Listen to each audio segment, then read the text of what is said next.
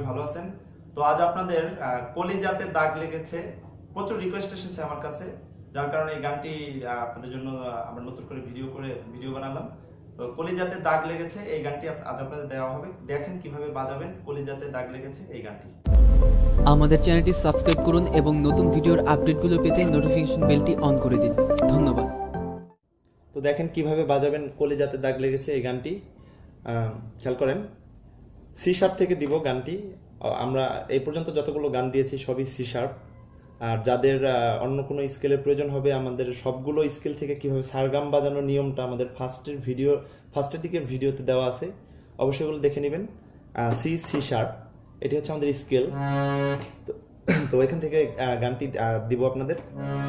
তো গানটি উঠতেছে হচ্ছে আমার ধা থেকে। প্রথম কথাটি খেয়াল করেন কি, অবশ্যই গানের কথা খেয়াল করবেন। এবং যারা নতুন দেখছেন তাদের জন্য বলছি, যারা এখনো সারগাম চিনেন না, যারা এখনো সি শার্প চিনেন না, যারা এখনো সা রে গা মা পা ধা নি সা এগুলো জানেন না, কোমল নি কোমল গা তারপরে কোমল রে বিস্তারিত জানেন না, তারা অবশ্যই আমার প্রথম দিকের ভিডিওগুলো দেখে নেবেন। তাছাড়া কিন্তু আপনারা বাজাতে পারবেন না যে কোনো কিছু। তো দেখেন, সেটি হচ্ছে, কথাটি হচ্ছে কলিজাতে দাগ লেগেছে। এখানে একটি কলিজাতে দাগ লেগেছে বলে এখানে একটি টান আছে উপরে, কলিজাতে গো এই টানটি রয়েছে। তারপরে কলিজাতে দাগ লেগেছে, কলিজাতে গো, আবার কলিজাতে দাগ লেগেছে, হাজারে হাজার ভালোবাসার ময়না পাখি এখন জানি কার। তো দেখেন কিভাবে বাজাবেন। প্রথম কোথা থেকে উঠতেছে, প্রথম আমার গানটি উঠতেছে ধা থেকে। সা রে গা মা পা ধা, সি শার্পের ধা। দেখেন কিভাবে গানটি বাজাবেন। সেটি হচ্ছে কলিজাতে দাগ লেগেছে। ফার্স্ট এতটুকু কথা আগে খেয়াল করেন।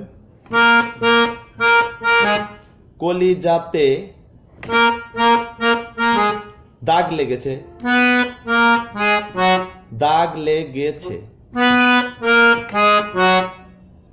আমি যারা সারগাম জানেন না তারা যদি আমাকে বারে কমেন্টে জানান অথবা জানান যে সারগাম বলে দিলে ভালো হয়। আপনারা যদি নোট চিনেন, যেমন আমি এটা কি দিলাম ধা, তারপরে কি নি পা, এগুলো যদি আপনারা জানেন অবশ্যই আপনারা তাহলে সারগাম বুঝবেন। আমি প্রতিবার সারগাম বলার প্রয়োজন নেই, আমি শুধু বাজালেই আপনারা গানটি বাসায় তুলতে পারবেন।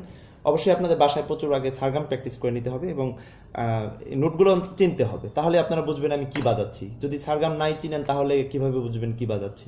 আর সারগাম বলে দিলেও তখন আপনারা যদি নোট না চিনেন তাও তো বাজাতে পারবেন। তো দেখেন কলিজাতে দাগ লেগেছে।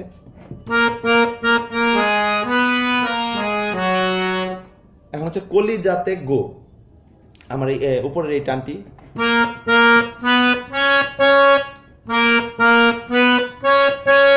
কলিজাতে গো,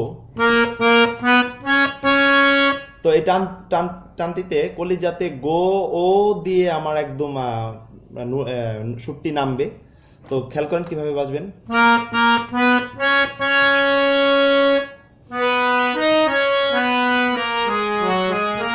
আমি কোমল নি থেকে কিন্তু আমি তারার রেতে যাচ্ছি।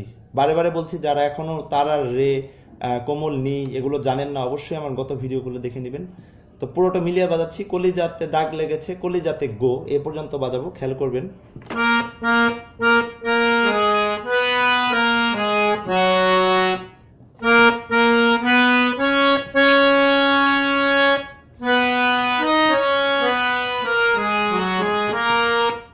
একদম আমার এই পর্যন্ত এসে আবার ধাতেই আমার ঠিক হবে, এখানে সুরটি শেষ হবে।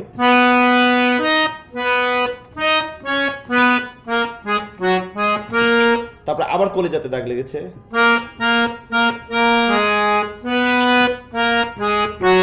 এখন হচ্ছে হাজারে হাজার, এখানে শুদ্ধ গা ব্যবহার হবে, আবার কোমল গাও আমার এই গানটিতে প্রয়োজন আছে। তারপরে উদারার নোটও প্রয়োজন আছে। অবশ্যই উদারা মুদারা তারা সবগুলো নোট দেখবেন। যারা জানেন না তারা আমার গত ভিডিও খুব ভালো মতো খেয়াল করে নেবেন। না বুঝলে অবশ্যই কমেন্ট করে জানাবেন। তো দেখেন কিভাবে হাজারে হাজার,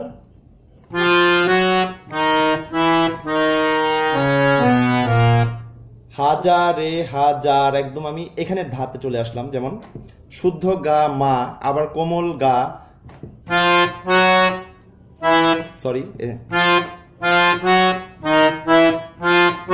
শুদ্ধ গা থেকে আমি কিন্তু মাতে যাচ্ছি, তারপর আবার মা থেকে রেতে আসতেছি। এই বিষয়টা ভালো করে খেয়াল করবেন। যেমন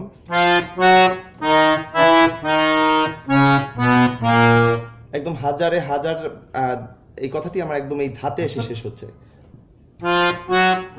আবার মা থেকে রেতে যাচ্ছি, গা মা রে গা, কোমল গা, এখন কোমল গা, গা মা রে কোমল গা। তো আমি বারে বারে সারগাম বলছি না, এতে ভিডিও অনেক বড় হয়ে যায়, আপনাদের দেখতে বিরক্ত লাগবে, যার কারণে বাজিয়ে যাচ্ছি। অবশ্যই আমার গত ভিডিওগুলো দেখে আপনারা নোটগুলো চিনে নেবেন।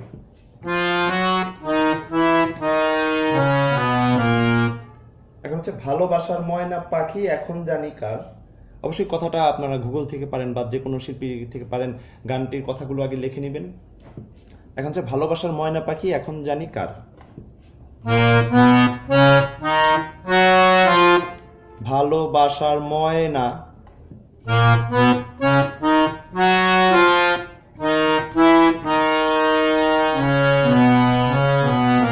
ভালোবাসার ময়না পাখি, পাখি কথাটা অনেকে দুইবার ব্যবহার করে। ভালোবাসার ময়না পাখি, পাখি এখন জানো কার, এভাবে গায়। তো আপনি এটা ইচ্ছা করলে যেভাবে আপনার মন চায় ওইভাবে গাইতে পারেন, কোনো অসুবিধা নেই। এটা সম্পূর্ণ একটা শিল্পীর ক্রেডিট, সে যেভাবে গাবে ওইটাই। তবে আপনাকে খেয়াল রাখতে হবে যেন কোনো আনটিউন না হয়, কোমল নিয়ে জায়গায় যাতে শুদ্ধ নিয়ে না এসে পড়ে, এই বিষয়গুলো খেয়াল করতে হবে। যেখানে যে নোট রয়েছে সেই নোটগুলো ঠিক রেখে আপনি এর লিরিক্স যদি একটু একটু এদিক সেদিক হয় ওটা কোনো ব্যাপার না, এটা শিল্পীর যার যার নিজস্ব গুণ। তো দেখেন, ভালোবাসার ময়না পাখি এখন জানি কার।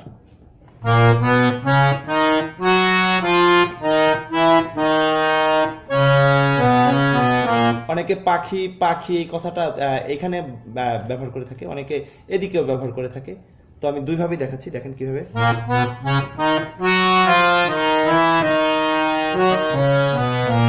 অনেকে এভাবেও গেয়ে থাকে, যেমন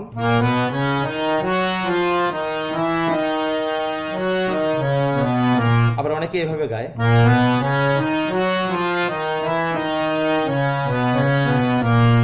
অনেকে এভাবে গাচ্ছে, অনেকে এভাবে গাচ্ছে, এটা কোনো বিষয় না। এটা এক এক শিল্পী এক একভাবে গেয়েছে, খুব ভালো করে খেয়াল করলে আপনারা হয়তো বুঝতে পারবেন। তো তারপর হচ্ছে এখন জানি কার।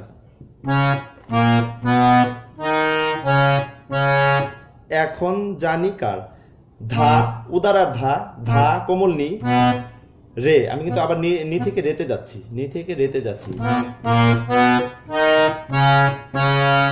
তো পুরোটা মিলিয়ে দেখেন কিভাবে কিরকম হয়।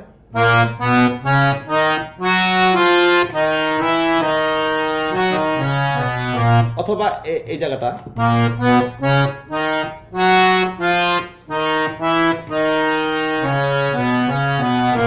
এটা আপনাদের যেরকম যার যেরকম ইচ্ছা সেইভাবে গাবেন।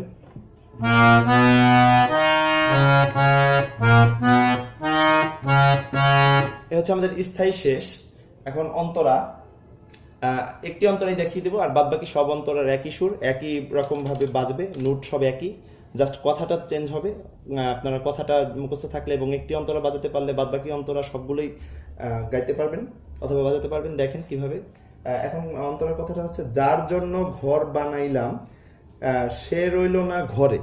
আবার বলছি, যার জন্য ঘর বানাইলাম সে রইল না ঘরে, সেই ঘর উড়াইয়া নিল কাল বৈশাখী ঝড়ে।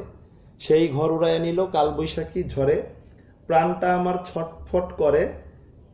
আবার এখানে প্রাণটা আমার গোবলে টান আছে, বুকে হাহাকার, আবার ভালোবাসার ময়না পাখি এখন জানি কর। তো দেখেন অন্তরাটাকে আমাদের কোথায় করতেছে, অন্তরাটি আমাদের উঠতেছে ধা থেকে, অন্তরাটিও আমাদের ধা থেকে উঠতেছে। খেয়াল করেন কিভাবে। যার জন্য ঘর বানাইলাম,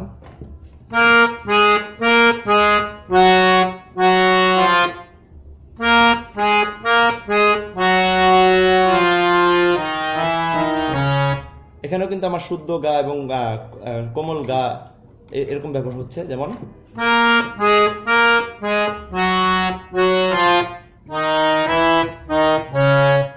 যার জন্য ঘর বানাইলাম, তারপর হচ্ছে সে রইল না ঘরে। সে রইল না ঘরে আমার ডাইরেক্ট মা থেকে উঠতেছে, মা ধা।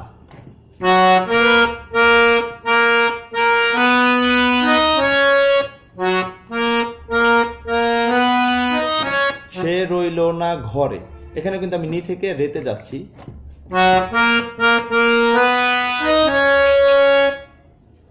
তারপর হচ্ছে সেই ঘর উড়াইয়া নিল কাল বৈশাখী ঝড়ে। সেই ঘর, পা থেকে আমি আবার ছাতে যাচ্ছি। অবশ্যই নোটগুলো একটু কঠিন, বাসায় প্র্যাকটিস করতে হবে। বুঝে বুঝে তারপর করবেন। সেই ঘর উড়াইয়া নিল কাল বৈশাখী ঝড়ে,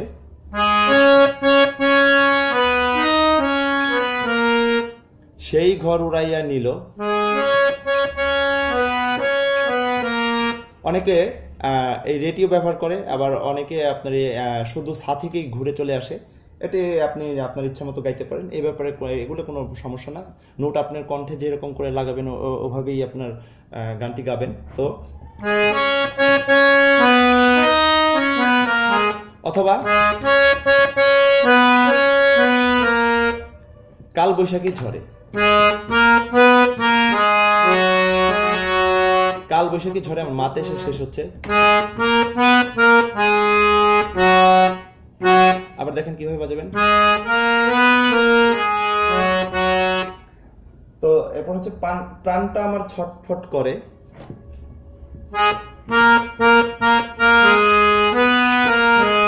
সেম কলিজাতে দাগ লেগেছে আমি যেভাবে বাজিয়েছিলাম ফার্স্টের স্থায়ী টুক, স্থায়ী প্রথম টুক, এভাবেই আবার এটি বাজবে। তো এতটুকু বাজাতে আপনাদের সহজ হবে স্থায়ী বাজিয়ে আসলে। তো প্রাণটা আমার ছটফট করে, যেমন আবার প্রাণটা আমার গো বলেও উপরে টান আছে, যেমন কলিজাতে দাগ লেগেছে বলেও যেমন উপরে টান আছে, ঠিক এভাবে প্রাণটা আমার গো বলেও টান আছে, যেমন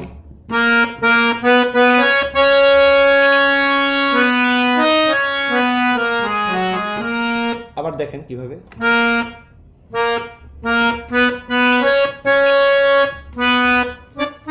আমি কিন্তু এখানেও নি থেকে রেতে যাচ্ছি, সেম একই ভাবে।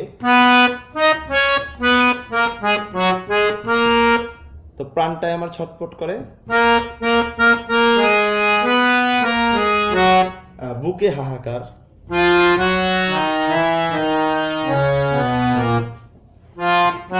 আবার আমার ওই গা রে, এই গা মা রে গা, গা মা রে কোমল গা, যেভাবে আমি কলিজাতে দাগ লেগেছে ইটুক বাজিয়েছিলাম ঠিক ওইভাবেই। তো এখন আবার ভালোবাসার ময়না পাখি এখন যেন কার,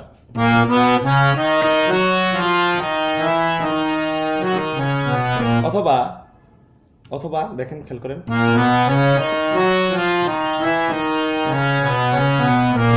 এখন জানি কার, ওই আমার আগের মতোই।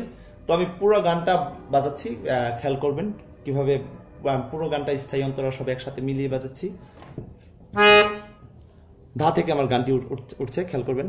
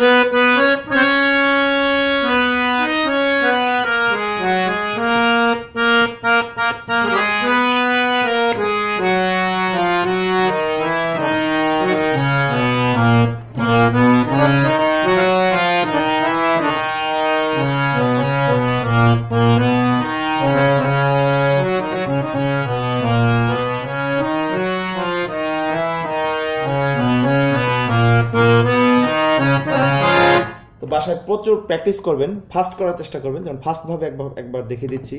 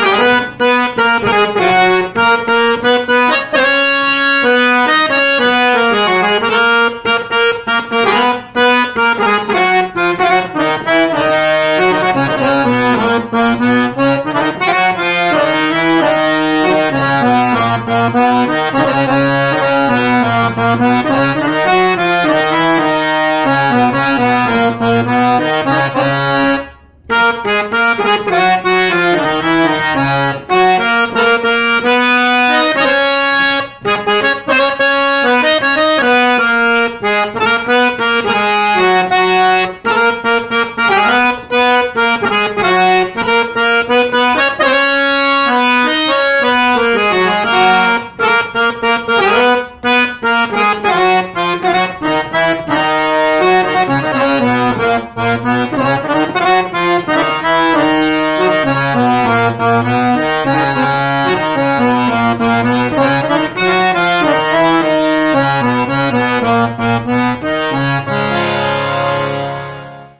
বন্ধুরা দেখলেন কিভাবে বাজাবেন কলিজাতে দাগ লেগেছে এই গানটি। আপনাদের রিকোয়েস্টের উপরেই কিন্তু আমাদের ভিডিও বানাবো এবং গান দিব। প্রচুর আমাকে কমেন্ট করবেন, কমেন্ট করে জানাবেন আপনাদের কি কি গান প্রয়োজন, চেষ্টা করব দেওয়ার জন্য। আর কোনো কিছু না বুঝলে অবশ্যই আমাকে কমেন্ট করে জানাবেন। আমাদের চ্যানেলটি অবশ্যই সাবস্ক্রাইব করবেন, সাবস্ক্রাইব করে আমাদের সাথেই থাকুন।